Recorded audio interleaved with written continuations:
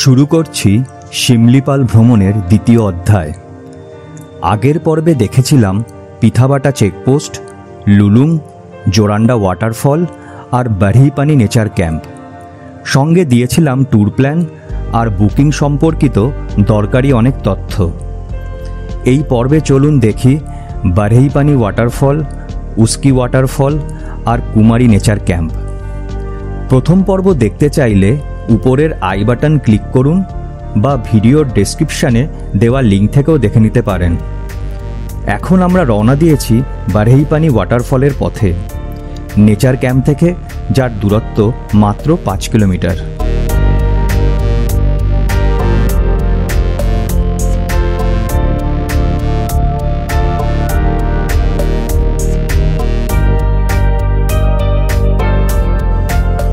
গাড়ি থেকে নেমে 100 মিটার এগোতেই ধীরে ধীরে দৃশ্যমান হয়ে উঠল অপূর্ব দৃশ্য।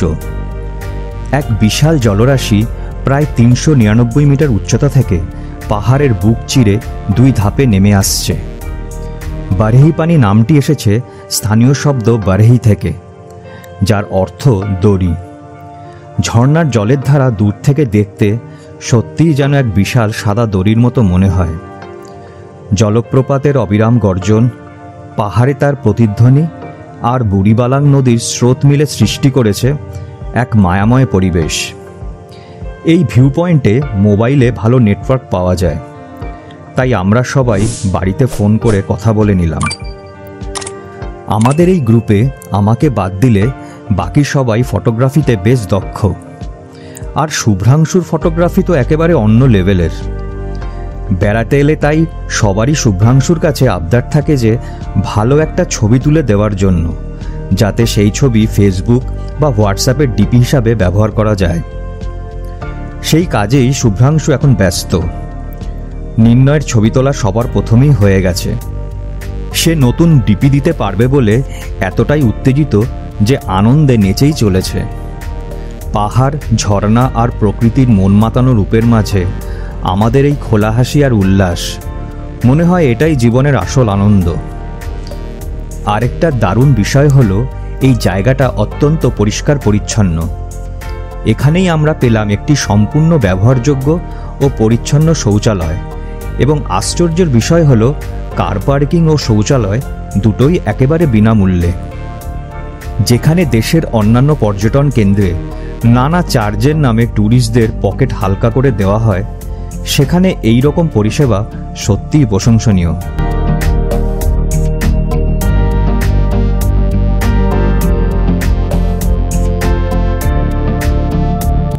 আমরা এবার রওনা দিলাম উস্কি ওয়াটারফলের উদ্দেশ্যে।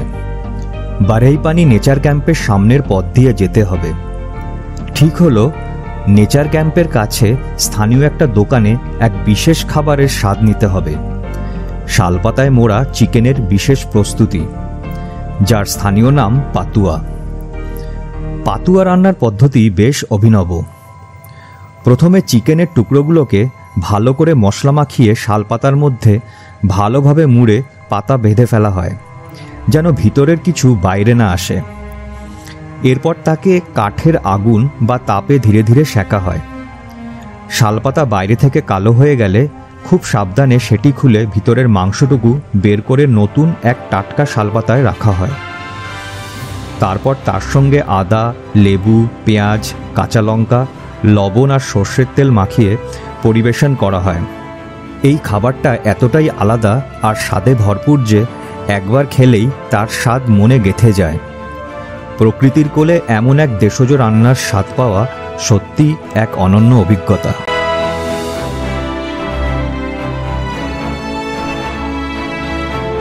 প্রথমে আমাদের পরিকল্পনা ছিল গতকাল নেচার ক্যাম্পে দুপুরের খাবার সেরে কিংবা আজ উস্কি ওয়াটারফল যাবার আগে চাহালা ঘুরে আসার। কিন্তু কাল নেচার ক্যাম্প পৌঁছে খবর পেয়েছিলাম যে চাহালা এখন বন্ধ, তাই আর যাওয়া হয়নি। চাহালাকে স্থানীয় লোকজন বনের হৃদয় বলে মনে করেন। এখানে নানা বন্যপ্রাণী আসে জলের খোঁজে। ছোট্ট একটা খোলা মাঠ, চারপাশে ঘন বন, আর মাঝখানে রয়েছে একটা ওয়াচ টাওয়ার। সেখান থেকে দেখা মেলে বিভিন্ন বন্যপ্রাণীর। এ যাত্রায় চাহালা দর্শন হলো না। এই কথা ভাবতে ভাবতে এসে দাঁড়ালাম একটা মস্ত বড় ভ্যালির সামনে।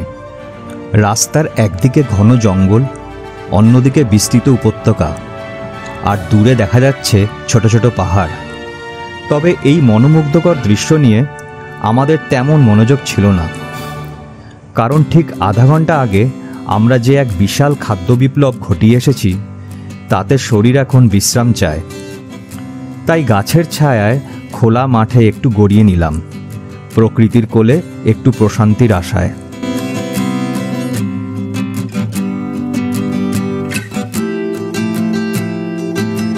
এখন আমরা চলেছি উস্কি ওয়াটারফল দেখতে। গাড়ি থেমেছে, এখন হাঁটার পালা। নির্ণয় প্রচণ্ড এক্সাইটেড। আজ শুভ্রাংশুর ক্যামেরা থেকে এই ট্রিপের সেরা 2 নম্বর ডিপি আদায় করেই ছাড়বে, এটাই মনে হয় বোঝাতে চাইল। সরু এবড়োখেবড়ো রাস্তা ধরে আমরা এগিয়ে চলেছি। পাশ দিয়ে বয়ে চলেছে ভান্ডন নদী। এই নদী শিমলিপাল জঙ্গল পেরিয়ে জাশিপুরের কাছে মিশেছে খয়েরি নদীর সাথে। কাল আমরা যখন জাশিপুর দিয়ে ফিরব, তখন দেখতে পাবো সেই খয়েরি নদী। পাহাড় বেয়ে সজোরে নেমে আসছে ভান্ডন নদীর জল, আর সেই জলেই গড়ে উঠেছে উস্কি ওয়াটারফল। এই ফলস বারেহি পানির মতো দূরে বা বিশাল নয়, বরং এটি একেবারে আমাদের নাগালের মধ্যে। এখানে জলে নামা যায়। কেউ চাইলে ঠান্ডা জলে একটু ঝপাঝপ স্নানও করতে পারেন, তবে বৃষ্টি হলে সাবধান। হঠাৎ করে হরপা বান এসে গেলে কেলেঙ্কারি। এখন সবাই উস্কি ওয়াটারফলের সামনে পোজ দিতে ব্যস্ত। কেউ দিচ্ছে ইস্কি উস্কি স্টাইলের পোজ, কেউ বা হা করে খেয়ে নিচ্ছে ঝর্ণার জল, কেউ কেউ আবার ক্যাটওয়াক করতে ব্যস্ত। প্রকৃতি, জলপ্রপাত আর ফ্যাশন শোয়ের মেলবন্ধনে উস্কি ওয়াটারফল পুরো জমজমাট।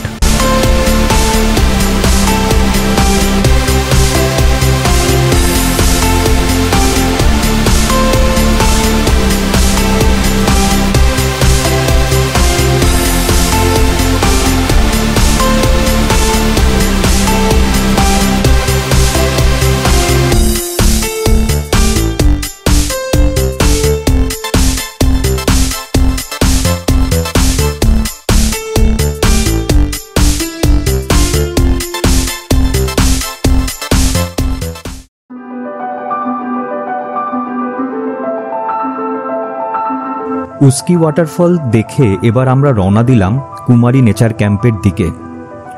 দূরত্ব খুব বেশি নয়, মাত্র 14 কিলোমিটার। আজকের রাতটা কাটবে সেখানেই প্রকৃতির কোলে। ক্যাম্পে পৌঁছানোর আগে পথের ধারে পড়ল একটা ছোট্ট গ্রাম। এতটাই সুন্দর ও ছবির মতো সাজানো, যেন হুবহু পঞ্চায়েত ওয়েব সিরিজের ফুলেরা গ্রাম। মনে হলো ওটিটির পর্দা থেকে উঠে এসেছে এক টুকরো বাস্তব। হয়তো একটু খুঁজলেই পাওয়া যেত আমাদের প্রিয় সেই চরিত্রগুলো, প্রহ্লাদ, বিকাশ, প্রধান বা সচিবজি।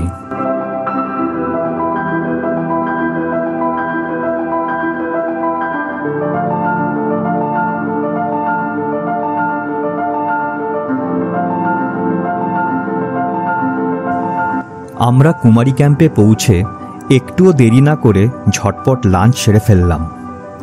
ক্যাম্পের মূল ফটকের ঠিক উল্টো দিকে বিস্তৃত ঘন জঙ্গল, আর পিছনের দিকে প্রসারিত সবুজ ভ্যালি। সেই ভ্যালি পেরিয়ে দূরে দেখা যায় পাহাড়ের সারি। পাহাড়ের পিছনে যখন সূর্যটা ধীরে ধীরে ঢলে পড়ে, তখন সে দৃশ্য সত্যিই মন ছুঁয়ে যায়। আমাদের থাকার ঘরগুলো ছিল ক্যাম্পের একেবারে পিছন দিকে, সেই ভ্যালির মুখোমুখি। সেখান থেকেই আমরা দেখলাম সোনালি আভায় রাঙানো এক অপূর্ব সূর্যাস্ত। চোখে দেখে মন ভরে গেল। এই জায়গায় প্রযুক্তির কোলাহল নেই, মোবাইল টাওয়ার প্রায় নেই বললেই চলে। মাঝে মাঝে কেবল বিএসএনএলের টাওয়ার এক ফাঁকে ধরা দেয়। প্রকৃতির কোলে নিস্তব্ধতার মধ্যে নিজের সত্তাকে নতুন করে খুঁজে পাওয়ার এক মোক্ষম সুযোগ।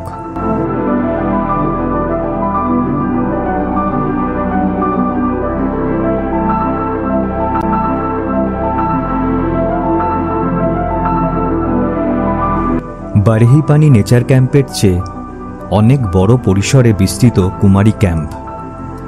বুকিং করতে হবে অনলাইনেই। আগের পর্বে দেখিয়েছিলাম কিভাবে সহজেই বুকিং করা যায়। এখানে মূলত দু ধরনের থাকার ব্যবস্থা রয়েছে, নাওয়া সাঁওতাল ওল্লা আর সাঁওতাল কটেজ। ভাড়া যথাক্রমে 4,500 আর 4,000 টাকা। এছাড়াও সঙ্গে অ্যাড হবে ট্রানজ্যাকশন চার্জ, এন্ট্রি ফি আর জিএসটি, ঠিক যেমন বারেহি পানির ক্ষেত্রে বলেছিলাম। সব মিলিয়ে এখানে 4টি নাওয়া সাঁওতাল ওল্লা আর 12টি সাঁওতাল কটেজ আছে। সবকটা রুমই ডবল বেডেড। পাহাড়ের সামান্য ঢালে একটু উঁচুতে পাশাপাশি সাজানো আছে সাঁওতাল কটেজগুলো। এছাড়াও চোখে পড়ল কয়েকটা অন্য রকমের কটেজ। সেগুলো সম্ভবত কোনো কারণে বন্ধ আছে, কারণ অনলাইনে বুকিংয়ের সময় সেগুলোর অপশান দেখাচ্ছিল না। আমরা 3টে নাওয়া সাঁওতাল ওল্লা রুম বুক করেছিলাম। রুমের খরচ ও বিস্তারিত হিসাব স্ক্রিনে দেখানো আছে। এর সঙ্গে 4 বেলা খাওয়া দাওয়া ইনক্লুডেড ছিল। রুমগুলো স্ট্রাকচার, অ্যাম্বিয়েন্স একদম বারেহিপানি ক্যাম্পের মতো। রুমে ঢুকে মনে হলো সকালে যেখান থেকে চেক আউট করেছিলাম সেখানেই আবার ফিরে এসেছি। বাথরুমটা বেশ বড়।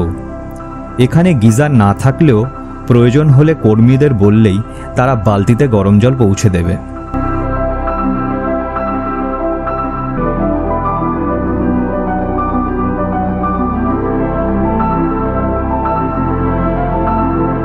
ক্যাম্পের দক্ষিণ দিক বরাবর রয়েছে ডাইনিং হল, সুভিনিয়ার কর্নার আর একখানা ওপেন অ্যাম্ফি থিয়েটার।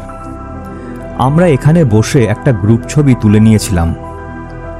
শুনলাম আজ সন্ধ্যায় এখানেই স্থানীয় মানুষজন পরিবেশন করবেন আদিবাসী নৃত্য। শিমলিপালের প্রতিটি উপজাতিরই নিজস্ব এক সমৃদ্ধ সংস্কৃতি আর ঐতিহ্য আছে। সঙ্গীত ও নৃত্য তাদের জীবনের অবিচ্ছেদ্য অংশ। সন্ধ্যা হতেই ক্যাম্পে থাকা সব ট্যুরিস্ট একে একে এসে জড়ো হলেন এই অ্যাম্ফি থিয়েটারে। এমন এক রোমাঞ্চকর অভিজ্ঞতা কেউই হাতছাড়া করতে চায় না।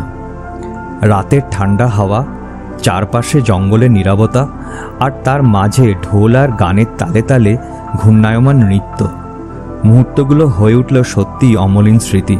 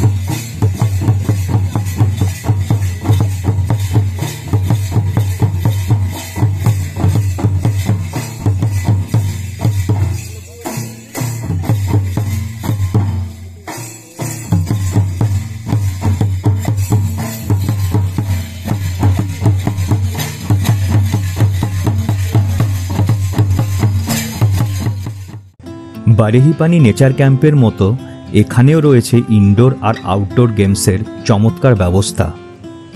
কুমারী নেচার ক্যাম্পের মেইন গেট পেরোতেই বাম দিকে চোখে পড়বে সাইকেলের গ্যারেজ। ইচ্ছে হলে সাইকেল নিয়ে আরাম করে ঘুরে দেখতে পারেন পুরো এলাকা।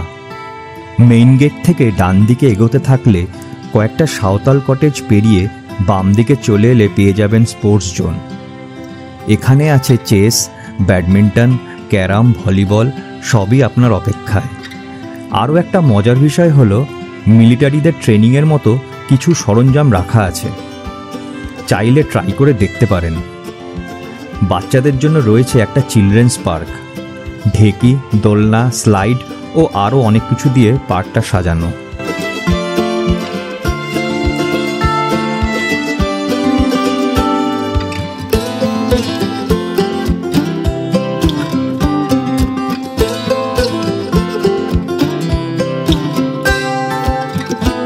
ব্রেকফাস্ট সেরে কুমারী নেচার ক্যাম্প থেকে আমরা বিদায় নিলাম। এবার ফেরার পালা। কলকাতার পথে রওনা। কালিকাপ্রসাদ চেকপোস্ট পেরিয়ে চাষিপুর, বাংরিপোষি হয়ে ফিরে যাব বাড়ির দিকে। শিমলিপাল থেকে বেরোনোর আগে দুটো জায়গায় একটু থামব। প্রথম গন্তব্য হেরিটেজ শালগাছ, তারপর খয়েরি নদীর ধারে ছোট্ট বিরতি। ক্যাম্প থেকে মাত্র 5 কিলোমিটার এগোতেই চোখে পড়ল সেই ঐতিহ্যের সাক্ষী হেরিটেজ শালগাছ। সাইনবোর্ড বলছে বয়স 340 বছরের চেয়েও বেশি। বিশাল গাছটি অসংখ্য শাখা পোশাখা মেলে দাঁড়িয়ে আছে, যেন যুগে যুগে অসংখ্য গল্প জমিয়ে রেখেছে। শুনেছি স্থানীয় লোকজন একে পবিত্র মনে করে পুজো করেন। গাছটির গায়ে ঝুলছে লম্বা লম্বা ঝুড়ি আকৃতির শেকড়। নির্ণয় মজা করে একটি ধরে খানিকক্ষণ ঝোলার চেষ্টা করল, কিন্তু 300 বছরেরও বেশি অভিজ্ঞ বৃদ্ধ গাছটি মনে হয় আর নতুন অ্যাডভেঞ্চারের ভার নিতে নারাজ। তাই শেষমেশ ঝোলার বদলে পোজ দিয়েই নির্ণয়ের মন ভরল।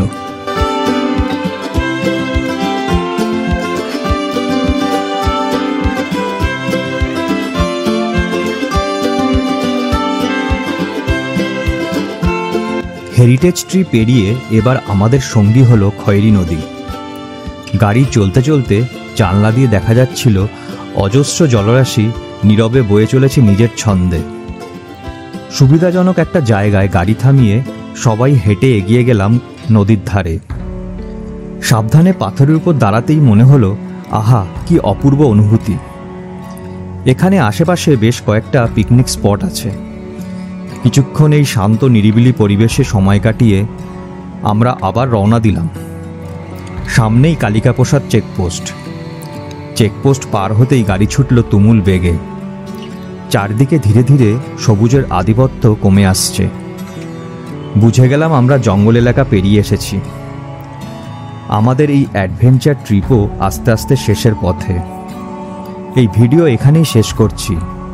লাইক, শেয়ার, কমেন্ট আর সাবস্ক্রাইব করতে ভুলবেন না। আবার ফিরবো নতুন একটা ট্যুরের গল্প নিয়ে। ভালো থাকবেন।